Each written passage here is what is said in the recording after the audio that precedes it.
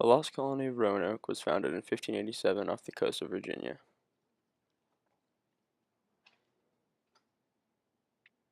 Its development was funded by Sir Walter Raleigh, who never actually traveled to the location, but instead appointed a man named John White to lead the colony.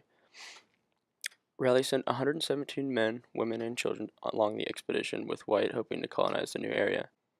But after a few years, the colony mysteriously disappeared, leaving no trace of the settlement but a few stakes, metal bars, footprints leading into a nearby forest, and carved into a nearby tree the word Croatoan.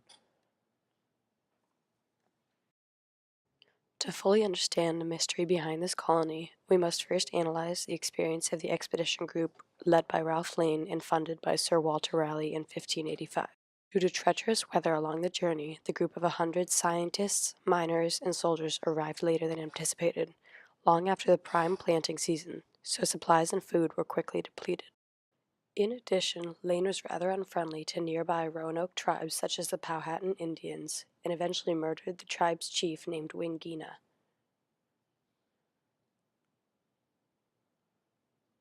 This created tension between the colony and the neighboring tribes, which combined with the lack of supplies compelled the group to abandon their fort on the island, but 15 members remained to watch after it. In 1587, when Raleigh sent the group led by John White, he made the decision to colonize in a better suited area known as the Chesapeake Bay.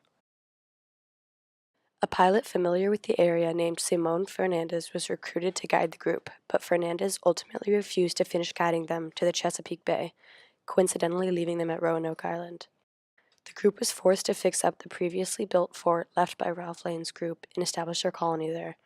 On August 27, 1587, after a few days in their settlement, a decision was made to send White to return to England for much-needed supplies.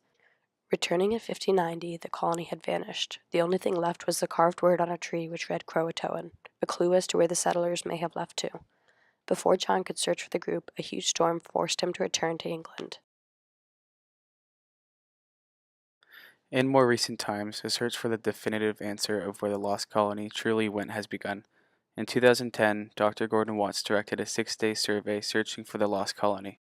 The survey included sand lift operations on the coast of Roanoke Island, also known as Barrel Beach.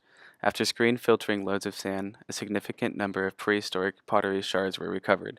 This seemed to be associated with tree roots. This was an interesting find because a submerged tree can be seen in the area of the barrel well from the original photographs taken in the 1990s.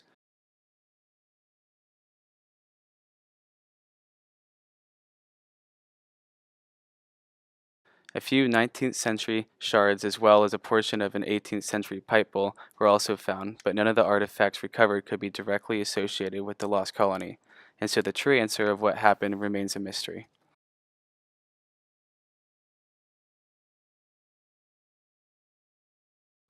After World War II, the small area previously known as the lost colony of Roanoke became an attraction for many visitors.